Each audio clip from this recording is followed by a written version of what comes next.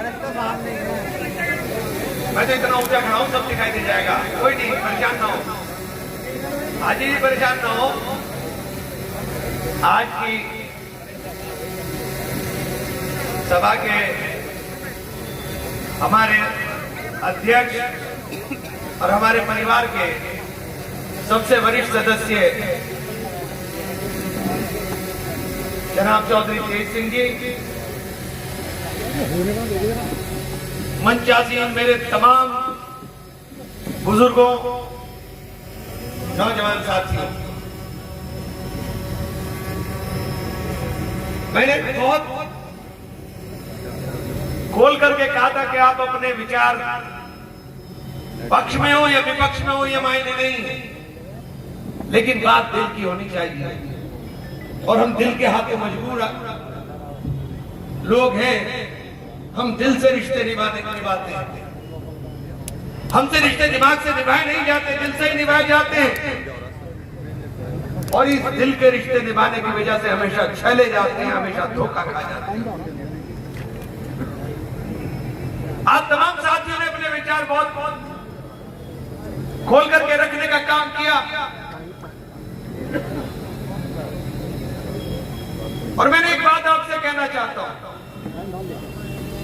कि इमरान मसूद अपने आप में न कोई हैसियत रखता है, न कोई वजूद रखता है। इमरान को इमरान बनाने का काम आपने किया है। वो बैठे मेरे साथी बलविंदर सरदार जी, हमारे पुराने साथी, वो देवपाल बैठा हुआ है, बहुत पुराना साथी।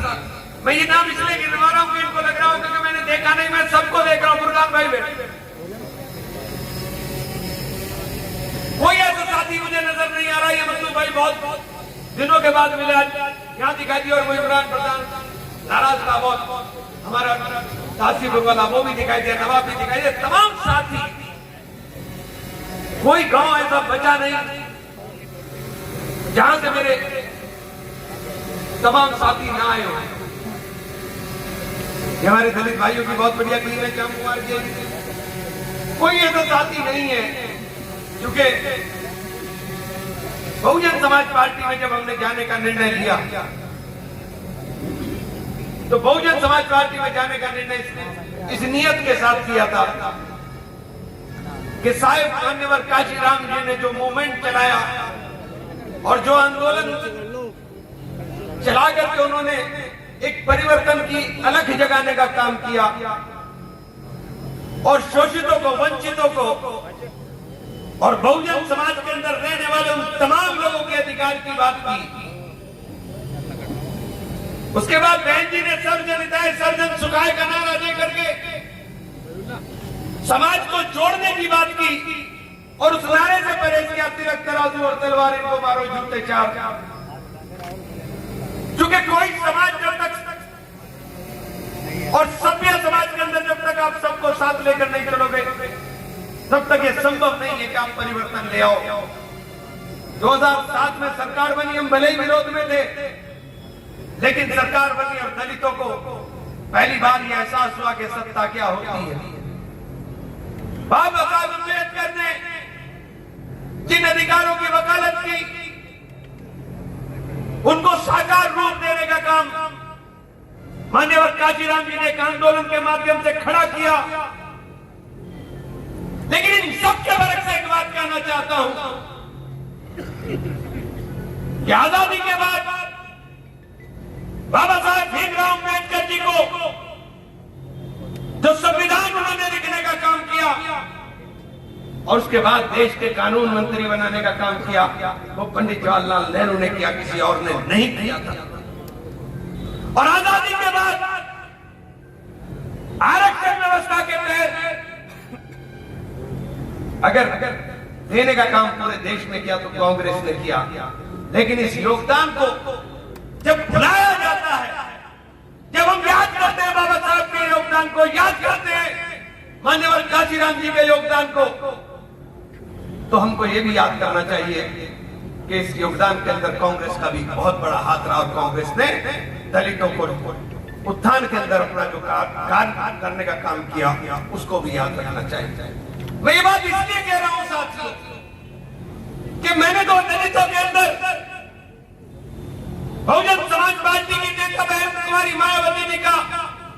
हृदय से आभारी हूं कि उन्होंने मुझे स्नेह दिया, उन्होंने मेरे सर पर हाथ रखा और मेरे लिए एक रास्ता खोला कि मैं भी दलित बस्तियों में जाकर के उनसे बात कर सकूं। और मेरा दिल खुश हो गया कि जब दलित बस्तियों के अंदर जिस तरह का सम्मान और जिस तरीके से उन्होंने अपनी खुशी को इजहार करने का काम किया, मैं उनका सदैव ऋणी हो गया। और उसके बाद जब ये लखनऊ का फरमान जारी हुआ और दलितों ने जो रिएक्शन दिया, और ये बात उनकी सही है, जो पार्टी 2007 में अपने दम पर सरकार बना रही थी, वो पार्टी उत्तर प्रदेश के अंदर 2022 में दम तोड़ गई और मात्र एक विधायक जीता, उमाशंकर सिंह, और वो भी सिर्फ अपनी वजह से जीती। जब मैंने ये बात बहन जी से की थी तो मैंने बहन जी से कहा था कि बहन जी, दो प्रताड़ित वर्ग हैं और दोनों को साथ लेकर के जब हम बात करेंगे तो एक मजबूत आधार बनेगा, और जब हमारा मजबूत आधार बनेगा तो आगड़ा और पिछड़ा हमारे साथ चलने का काम करेगा। बंद कमरे में बातें बहन जी की समझ में आती है, लेकिन बाद में पता नहीं क्या होता है, मुझे समझ में नहीं आया। बहुजन समाज पार्टी जीत की राजनीति क्यों नहीं करना चाहती? अगर आप परिवर्तन के लिए आए हैं तो सत्ता के अंदर जो लोग उत्पीड़न कर रहे हैं, आप उनका परोक्ष रूप से समर्थन क्यों कर रहे हैं? ये बात समझ से बाहर है। सहारनपुर का उदाहरण आपके सामने है। सड़क पर चलता हुआ बच्चा बोल रहा था कि अगर इमरान मसूद बहुजन समाज पार्टी से उम्मीदवार होगा तो एक तरफा जीत होने की काम होगी और दलित और मुस्लिम के साथ तगड़ा और पिछड़ा सब वोट मिलने का काम करेगा। जब जीत का रास्ता साफ दिखाई दे रहा है, जब जीत खुली दिखाई दे रही है, तब आपने अनुशासनहीनता बता दी। मेरी समझ में नहीं आया मैंने क्या अनुशासनहीनता की, मैंने कौन सी अनुशासनहीनता की? अगर लेटर में बताया जाता तो जवाब दे देता, लेकिन लेटर के अंदर कुछ नहीं था। और लेटर में जिस बात का जिक्र उन्होंने बार बार किया, मैंने सिर्फ उसी की उस बात को भरे मन से बोलने का काम किया, वरना मैं जिक्र भी नहीं करता कि अंदर मुझसे क्या कहा। और जो और बातें हुई है मैंने बोली भी नहीं, कभी जिक्र भी नहीं, कभी जिक्र भी नहीं करेंगे हम। लेकिन इतना जरूर कहना चाहता हूं, बहन जी ने आजाद कर दिया, लेकिन बहन जी आपसे वादा करना चाहता हूं कि जो बंद कमरे में मैंने वादा किया था कि दलितों के लिए, शोषितों के लिए, वंचितों के लिए अपने जीवन को समर्पित करूंगा, मैं पूरे जीवन उस वादे को निभाने का काम करूंगा। आप भले ही लोगों के चढ़ाई में आकर के आपके इर्द गिर्द जो लोग हैं, उन लोगों के अगर आप इतिहास का डाल करके देख लें तो आपको अंदाजा हो जाएगा, लेकिन आपको तो बंद कमरे से निकलने कोई नहीं देता। जब तक आप मिलोगे नहीं, बहन जी से मिलने वाले उत्तर प्रदेश के अंदर 450-500 लोग हैं जो संगठन के लोग हैं, जिनके हाथ में बस्ता है, और उनका हाल ही हो गया बेचारों का। मैं तो देखता हूं कि वो एक रुपए के लिए परेशान रहते हैं, जो कि टारगेट पूरा नहीं हो पाता। मैंने उनसे भी कहा, भाई तुमने अपना पूरा जीवन जिस मूवमेंट के लिए कुर्बान किया, अगर वो मूवमेंट सत्ता की प्राप्ति की बात नहीं कर रहा है तो इसका मतलब वो मूवमेंट के साथ धोखा हो रहा होगा। कोई दूसरा भी आदमी, हमारे जिले से एक नौजवान, बहुत नौजवान साथी, ऊर्जावान साथी और बहादुर साथी चंद्रशेखर रुच करके दलित मूवमेंट को, मिशन को लेकर के चलने का काम किया। उसके पीछे भी पूरी फौज लगा, उसके पीछे भी पूरा उसका भी काम खींचने की तैयारी है। बड़ी दिक्कत यह है कि बेबाक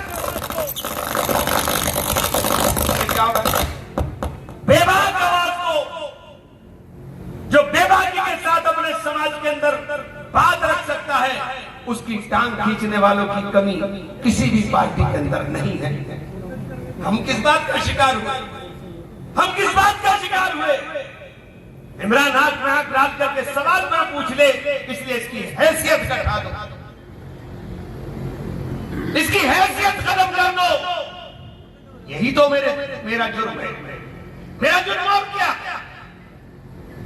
आप बोलोगे इस्तेमाल करोगे, हमें वोट की तरह कैसे इस्तेमाल कर सकते हैं? आप हमें सिर्फ वोट की तरह इस्तेमाल करेंगे?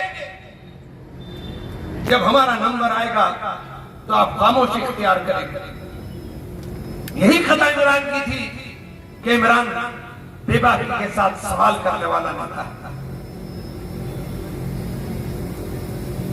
जब 2022 में मैंने बहुजन समाज पार्टी ज्वाइन की,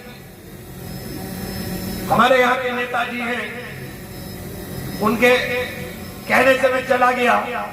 3 घंटे मुझसे बहन जी ने बात करी और यकीन जानिए कि मेरे बहुत कुछ जो दिमाग में चल रहा था वो दूर हुआ, क्योंकि बहन जी ने विस्तार के साथ मुझसे चर्चा की।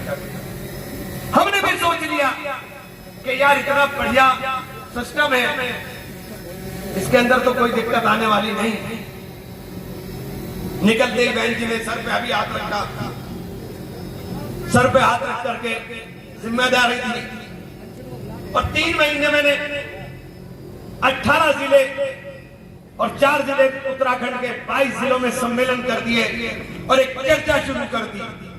जब चर्चा शुरू हो गई और लोग दलित और मुसलमान के साथ हाथ मिलाने की बात करने लगे, तो मुझे मीटिंग में बहन जी ने कहा, भाई तुम्हारे पीछे कहीं सरकार ना लग जाए, इसलिए इस काम को बंद कर दो।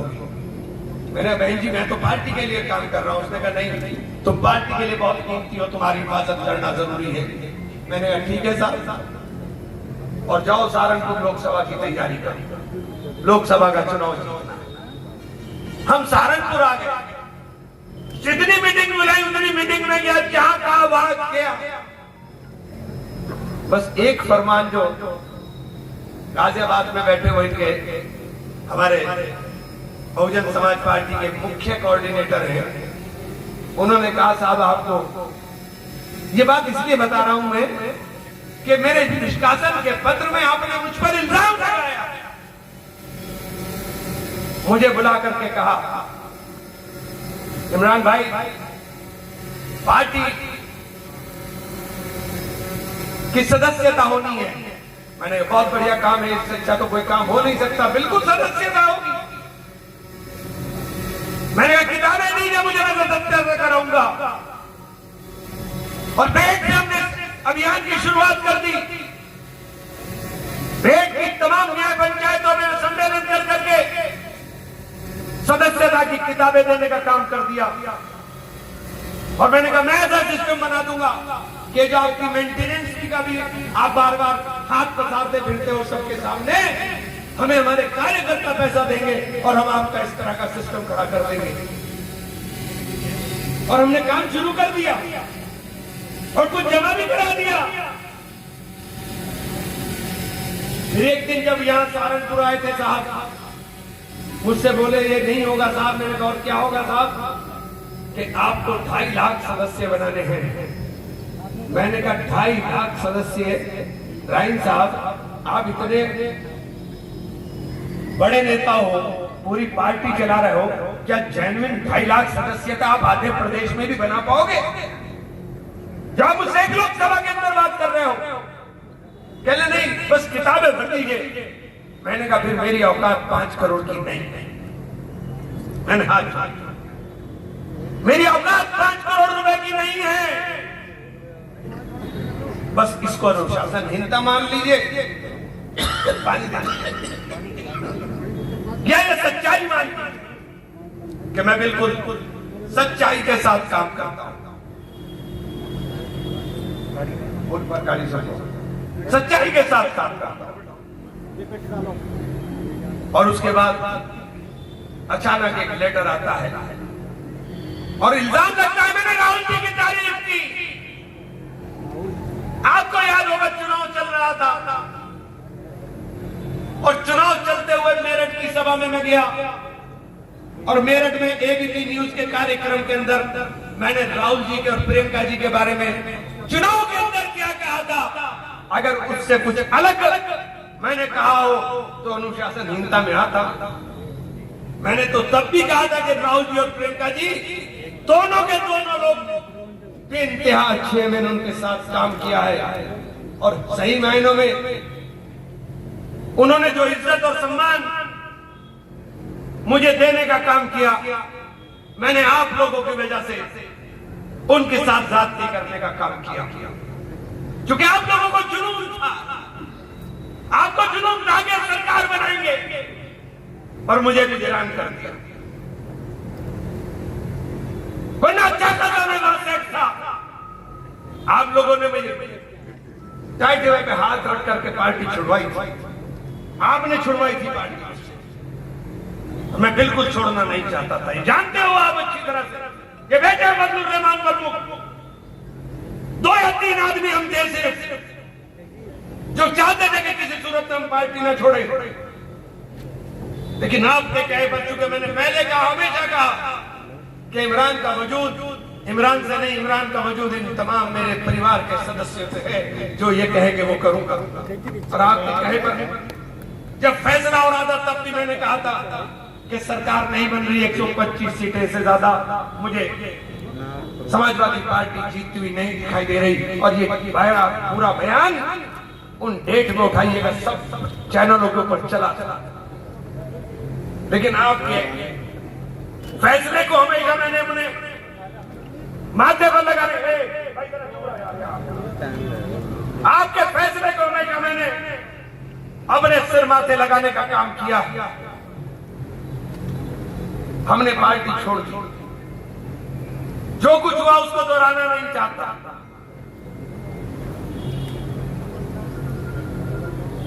लेकिन साथियों, पार्टी छोड़ने का हमें नुकसान हुआ। पहला बार ऐसा हुआ कि हम चुनाव नहीं लड़े, और राजनीति के अंदर अगर चुनाव नहीं लड़ेंगे तो जिंदा कैसे रहेंगे? कैसे जिंदा रहोगे राजनीति के अंदर बिना चुनाव के? वो समीकरण बता दो मुझे।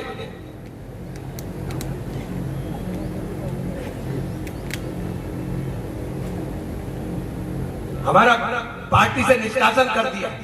किस बात के लिए निष्कासित कर रहे हैं? लेकिन आपसे आज एक बात करना चाहता हूं। ये जो सवाल बार बार लोग पूछते हैं, पार्टी पार्टी, क्या कोई पार्टी बाल्टी में वोट भर करके भेजने का काम करती है? क्या कोई पार्टी बाल्टी में वोट भर करके लखनऊ से, दिल्ली से, सहारनपुर भेज देगी? वोट कौन डालेगा? वोट आप डालोगे, वोट आप डालोगे। और ये पार्टी पार्टी चिल्लाना बंद कर दी। चुनाव लड़ना है कि नहीं लड़ना है, एक लाइन के अंदर मुझे बताने का काम करिएगा। इमरान मसूद डरने वाला नहीं है, दबने वाला नहीं है। इमरान मसूद झुकने वाला नहीं है, और कटोरा मांग लेकर के भीख मांगने वाला भी नहीं है। इज्जत के साथ राजनीति की, और इज्जत के साथ ही राजनीति से जब रुखसत दूंगा तो जाऊंगा। अगर ऐलान करने का काम करोगे कि चुनाव लड़ना है, चुनाव लड़ेंगे इंशाअल्लाह।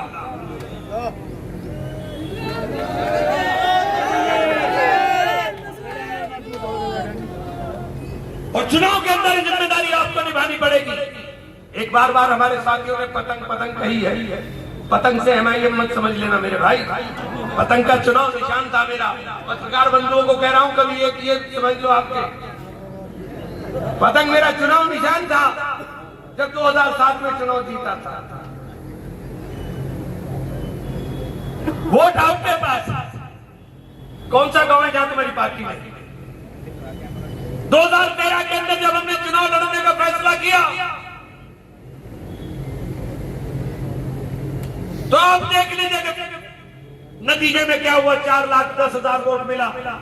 पूरा देश झूम रहा था, मोदी मोदी मोदी मोदी। लेकिन सहारनपुर के अंदर आपने उस लहर को रोकने का काम कर दिया था। 42,000 वोट से जहां पूरे देश में सीटें 5-5 लोग से जीती, 5-5 लाख से ऊपर जीती गई प्रदेश में 42,000 वोट से। कौन था हमारे साथ? कौन था हमारे साथ? कांग्रेस के सिंबल पर चुनाव लड़ रहे थे। पूरे देश में एंटी इनकम्बेंसी कांग्रेस के खिलाफ थी। पूरे देश में लहर चल रही थी कांग्रेस के खिलाफ। लेकिन आपने ताकत अपनी एहसास करा दी। और आज भी आपसे कहना चाहता हूं, अगर आपने तय कर लिया, इन्हें तो चुनाव हवा में जीतते, हम चुनाव लड़ते हैं और आखिर तक लड़ा कर आते हैं। हमें कहते हैं हमने पार्टी के लिए काम नहीं किया। 1.5 लाख वोट मिला है सहारनपुर में और 40,000 वोट रोका गया है सहारनपुर की गलियों पर, मोहल्लों में, सड़कों पर। तो हम वोट से हार गए? हम वोट से नहीं आए, हम आ रहे हैं गुंडागर्दी से। जो लोकतंत्र के अंदर आजकल चलने का काम हो रहा है, उसका भी तोड़ आपको बताना चाहता हूं। उसके तोड़ बैठा है ये पूरा स्टेज। चाहे विनय चेयरमैन हो, चाहे सुशील राणा हो, चाहे संदीप राणा हो, चाहे विक्की चौधरी हो, चाहे यहाँ मेरे सारे साथी जो बैठे हुए हैं, हमारे दलित भाई सारे के सारे खड़े हुए हैं। ये है तोड़ उसका। घोसी में क्या हुआ? घोसी में क्या हुआ? घोसी के अंदर आप मुसलमान पर डंडा चला सकते हो, लेकिन इन पर नहीं डंडा चला पाओगे। घोसी में आपने उनका वोट रोकने की कोशिश की, लेकिन घोसी की 36 बिरादरियों ने खड़े होकर के वोट डालने का काम कर दिया। आप ईमानदारी से बताओ कि वोट डालने का काम करोगे कि नहीं करोगे? और अगर वोट डालने का काम करोगे तो फिर किस सिंबल की आपको जरूरत है? फिर किस झंडे की जरूरत है? झंडा भी तुम्हारा, डंडा भी तुम्हारा। और भैया इतना आसान नहीं है, ये बराबर की सीट भी हमारी है। जिसको लड़ाई लड़नी है तो बात तो हमसे करनी पड़ेगी, बात तो करनी पड़ेगी। अगर 3 लोकसभा सीटों पर हम प्रभावी अंदाज के अंदर, क्योंकि आप हमको चुनाव क्यों नहीं लड़ोगे, पहले तो ये बताइए। पहले तो ये बताइए हमें चुनाव क्यों नहीं लड़ाएगा कोई भी दल? हम गुलाम नहीं हैं, हम एसेट हैं, लाइबिलिटी नहीं है। और जो एसेट होता है अपनी संपत्ति की हिफाजत करनी पड़ती है। सब पार्टियों को कहना चाहता हूं कि इमरान को एसेट समझना, लाइबिलिटी नहीं समझना। जिसका झंडा उठा के चलेंगे उसका झंडा इंशाअल्लाह बुलंद कर देंगे। क्या हुआ था? क्या हुआ था? अपनी ताकत का अंदाजा नहीं? अरे अपनी ताकत का अंदाजा करो। 2011 30 दिसंबर राहुल जी का प्रोग्राम लिया और फरवरी में चुनाव, और जिस पार्टी को 23,000 वोट मिले थे, 23,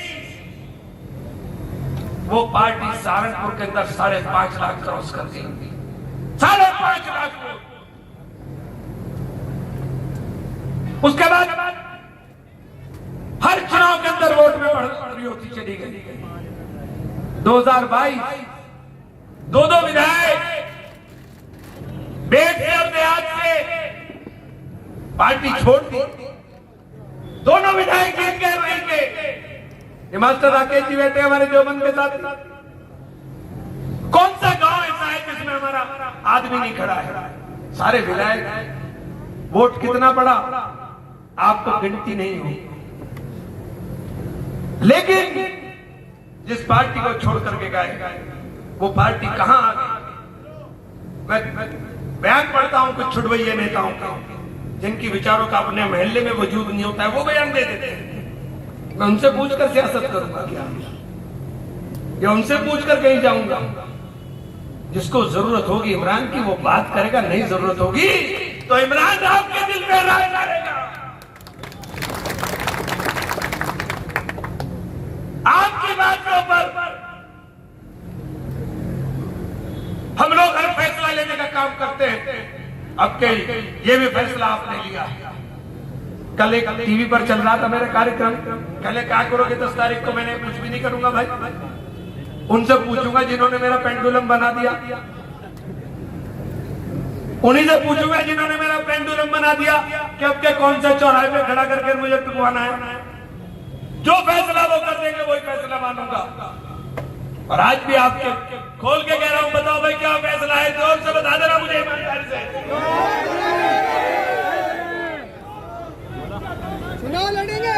चुनाव लड़ेंगे इंशाल्लाह। भाई देखो, चुनाव तो सहारनपुर से लड़ेंगे इंशाल्लाह। इतनी बात मेरी भी मान लेना, इतनी बात मेरी भी मान लेना। अरे अरे पूरी जिंदगी होगी, बुढ़ापा आ गया, बच्चे जवान हो गए, अब छोड़ के चल कैसे चल दूंगा मैं? ये लोगों का एहसान है भाई। नकुड़ मैं 2 चुनाव लड़ चुका, गंगू में पैदा हुआ, तो ये दोनों विधानसभा के लोग यहाँ आएंगे। और एक बात और साफ कर देना चाहता हूं, अगर हमारे साथ साथी करने की कोशिश की गई, सबके लिए कहना चाहता हूं, हमारा दिल खुला है, हमारे दिल में मन में किसी के लिए कोई नफरत नहीं। हमारा मकसद है चुनाव लड़ना, चुनाव लड़ना। आप टिकट दोगे तो भी लड़ेंगे, नहीं दोगे तो भी लड़ेंगे। अरे जोर से बताओ, लड़ोगे कि नहीं लड़ोगे? जोश से तो चुनाव होगा यार, ऐसे जोश से नहीं होता। हाँ, नू भेज देंगे। अगर आप तय कर लिया आपने चुनाव लड़ना, तो फिर समीकरण सुन लो। 1700 बूथ है पूरे लोकसभा के अंदर, लगभग लोकसभा में 1700 बूथ है, जिनमें 1300 बूथ के लगभग देहात के हैं। हर बूथ के ऊपर जो तुम्हारी रिश्तेदारी दूसरे लोगों की है, और जो मेरे मजबूत साथी बैठे हुए हैं, एक बात समझ लेना, मैं जो बात अब कर रहा हूं, क्योंकि अब जब फैसला आपने कर लिया कि हमें लड़ना है, तो फिर ये काम आज ही से लेकर के जाना। हर गांव के अंदर जो आपके बूथ है, किसी में 3 बूथ है, किसी में 4 बूथ है, जो हमारा वोट है उसे भूल जाइए, वो तो पड़ेगा। जो आपके गांव के अंदर हमारे दलित भाई हैं, सबसे पहले जो दलित भाई हैं वो बहुत दर्द में है, बहुत तकलीफ में है कि एक मजबूत गुंडा चला गया। उनके पास चले जाइए, उनसे बात कीजिए। जो अति पिछड़े लोग हैं उनसे बात कीजिए। ये जो मार्शल लोग बैठे हुए हैं, तुमसे सबसे कहना चाहता हूं, चाहे ठाकुर साहब हो, चाहे चौधरी साहब हो, चाहे सैनी साहब हो, मैं आपसे कहना चाहता हूं कि अपने अपने गांव के अंदर अगर आप लोगों ने 50 से 60 70 वोट का भी सिर्फ इंतजाम कर लिया, तो आपने 70 से 80 हजार वोट ऐसा ले आए जो वोट आपको मिला नहीं। अगर माइक्रो मैनेजमेंट करोगे तो चुनाव आपको कोई हराने वाला नहीं है। और एक गांव के अंदर एक कार्यकर्ता मजबूती के साथ ठान लेगा मुझे जिता के ले जाना है, ये बैठा भी थी। इसको इन्होंने चिढ़ा के पिछले चुनाव में क्या लगा, तेरा रिजल्ट देखेंगे, तेरा रिजल्ट देखेंगे। मैं इसे पूछ रहा भाई कहाँ गया विक्की, कहाँ गया? तो विक्की कह रहा है भाई जी रिजल्ट खुलेगा। तो विक्की बाबू ने किसी तरह करा, पैर पकड़े, पैसे दिए, जो चाहे क्या, मुझे नहीं पता, लेकिन इन्होंने 150 वोट निकाल देगा। छोटा सा गाँव है, 400 वोट का गाँव है, 150 वोट निकाल देगा। अगर ये तय कर लोगे तो कौन हराने वाला है आपको? कौन हरा देगा आपको? और परिवर्तन जरूरी है, ये तय समझ लेना। अपनी बात हो गई, अब थोड़ी राजनीति की बात कहना चाहता हूं। परिवर्तन जरूरी है, दलितों तुम्हारे लिए भी, किसानों तुम्हारे लिए भी, और मियां भाइयों तुम्हारे लिए सबसे ज्यादा जरूरी है, जो हाल सड़क पे चलते हुए डर लगने लगे, इसलिए सत्ता परिवर्तन जरूरी है। किसान तबाह और बर्बाद कर दिया। कहां गया वो वादा कि फसलों के दाम दुगने होंगे? वादे पे सवाल करोगे तो गद्दार कहलाओगे। वादे पर सवाल करने वाले को गद्दार कहेंगे, और धर्म के नाम पर नफरत परोसने वाले लोगों से अगर हमें लड़ना है ईमानदारी के साथ, तो फ्रंट लाइन के ऊपर लड़ना होगा। हमारे चौधरी साहब को, हमारे ठाकुर साहब को, हमारे सैनी साहब को और हमारे दलित भाइयों को, चूंकि हम आपको कहना चाहता हूं, हम आ भी करते हैं तो हो जाते हैं बदनाम, वो कत्ल भी करते हैं तो चर्चा नहीं होता। मेरे मुंह से एक लफ्ज निकल जाए उस पर बवाल खड़ा हो जाना। हमने कह दिया गंगो के जलसे में कि भाई तुम्हें तो अपनी ताकत का अंदाजा नहीं, तुम ऐसे क्यों हो रहे हो? जैसे हनुमान जी को भी अपनी ताकत का अंदाजा नहीं था, लेकिन जब पहाड़ उखाड़ने का नंबर आया तो हाथ को उठा कर दिया हनुमान जी पहाड़, उसके ऊपर भी चर्चा शुरू कर। अरे भाई तुम्हारा पेटेंट नहीं है सबके ऊपर, सब चीजों पर आपका पेटेंट नहीं है। ये देश आस्थाओं का देश है और इस देश के अंदर आस्थाओं का सम्मान, चाहे वो हिंदू है या मुसलमान, सबको करना चाहिए। चाहे वो इमरान की आस्था हो या वो मेरे दूसरे संदीप चौधरी की आस्था हो, हमें सम्मान करना चाहिए। इसलिए आपसे कहना चाहता हूं कि एक एक आदमी से जो अपने आप को इमरान समझ करके तय कर लेगा, कोई ताकत आपको इंशाअल्लाह चुनाव हराने वाली नहीं।